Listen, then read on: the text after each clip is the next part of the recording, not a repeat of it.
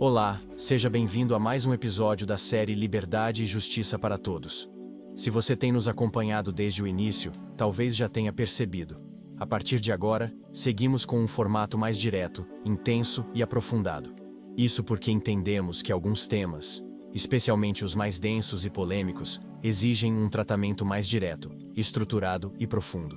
Nosso objetivo continua o mesmo: analisar, à luz da fé reformada, o papel do governo, da igreja e do cristão em uma sociedade que cada vez mais rejeita a soberania de Deus. Então se acomode, abra a mente, e principalmente as Escrituras, porque o tema de hoje não é leve. Vamos falar sobre neutralidade religiosa na política. Ou melhor, por que isso não existe? Será que um cristão pode entrar na esfera pública e deixar sua fé em casa? Será que é possível fazer política sem Cristo? O autor Joe Morecraft, neste capítulo, oferece uma resposta direta: não. A neutralidade é um mito, e um mito humanista. O que é neutralidade religiosa na política? Morecraft cita pensadores como Hebden Taylor e Walter James, que defendem que o cristão deve atuar na política como cidadão e não como crente. A fé, segundo essa lógica, deve ficar restrita à vida privada, aos lares e aos templos. Nada de Bíblia no Congresso. Nada de oração em decisões públicas. Nada de Cristo no processo político. Mas o que parece sensato e pacificador é, na verdade, uma armadilha bem montada pelo humanismo secular. Esse pensamento diz: você pode crer no que quiser, contanto que mantenha sua fé fora da economia, da educação, do mercado e do governo. O resultado? Uma sociedade moldada por valores seculares, enquanto os cristãos se calam em nome de uma falsa neutralidade. Fé cristã não é um acessório. Segundo Morecraft, esse tipo de cristianismo neutro é incompatível com o ensino bíblico. A Bíblia não apresenta a fé como um adorno espiritual. Ela é o centro do ser humano. É o coração que determina os caminhos. E é por isso que Romanos 1 diz que todos são religiosos, até os ateus. A questão nunca é se alguém tem uma religião. A única pergunta é: qual religião molda sua cultura? Cultura é fé encarnada. O texto traz uma definição clara. Cultura é a religião tornada visível. É o modo como uma sociedade vive, cria leis, administra justiça, celebra, julga, educa. Toda cultura é profundamente religiosa. Ou ela é regida pela fé cristã, ou por algum outro sistema. O humanismo, o islamismo, o paganismo ou o secularismo militante. Por isso, Morecraft afirma: não existe política neutra, não existe escola neutra, não existe mídia neutra. Existe apenas fé aplicada, ou fé negada. O perigo do cristão neutro. E qual o problema de um cristão tentar ser neutro? É que, ao abrir mão de sua fé como fundamento para a política, ele adota outro sistema, geralmente o humanismo secular. Ele diz: não vou citar a Bíblia, mas adota as ideias do iluminismo. Ele diz: não vou usar a fé no debate público, mas permite que valores ateus moldem suas decisões.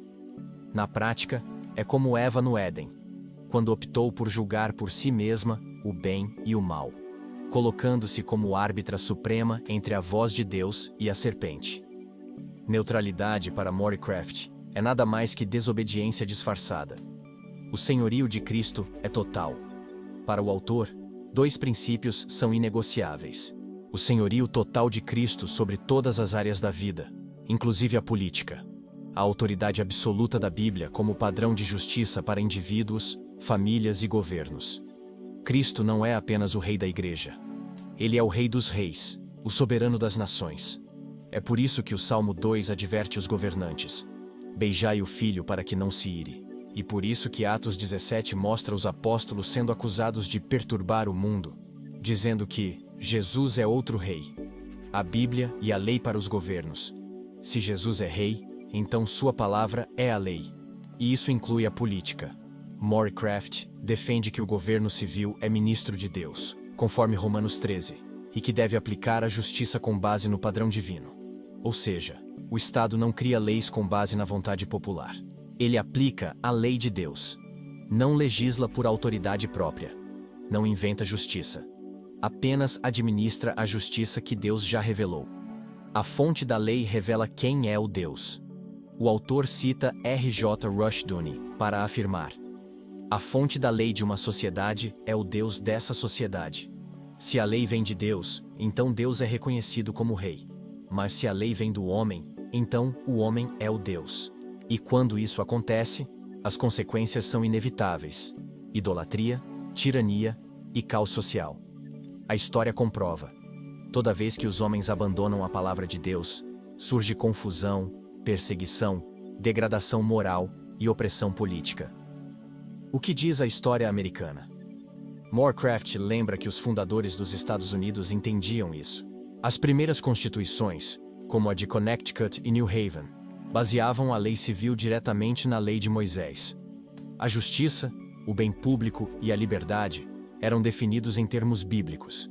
E por isso, no século XVII, houve verdadeira liberdade, porque o povo reconhecia que Deus é o legislador, o juiz e o rei, como diz Isaías 33:22. Cristo não pode ser dividido. Cristo é Salvador, mas também é Rei. E aceitá-lo em uma função, rejeitando a outra, é negar o verdadeiro Cristo. Aceitar Cristo na igreja e rejeitá-lo no Congresso é hipocrisia. Adorá-lo no domingo e legislar contra seus mandamentos na segunda-feira é incoerência. Morecraft diz claramente: Cristo não pode ser aceito se sua soberania, sua lei e sua palavra forem negadas. A falsa tolerância do Estado secular, e o que o humanismo chama de tolerância religiosa, é apenas um truque. Primeiro, o Estado secular pede para os cristãos deixarem a Bíblia fora da política. Depois, ele impõe leis anticristãs e persegue quem se opõe. A neutralidade é só o caminho para uma nova intolerância, agora contra os cristãos. Conclusão: cristãos devem dominar a política? A resposta não está no domínio pelo poder, mas na submissão radical ao senhorio de Cristo. Cristãos não são chamados a conquistar o poder por meio da força, mas a influenciar por meio da fidelidade, do testemunho e da obediência. Neutralidade política é um mito. Cristãos devem orar, agir, votar e legislar como crentes, não como agnósticos. E a pergunta que Morecraft nos deixa é direta: quem reina sobre sua política? Cristo ou o homem?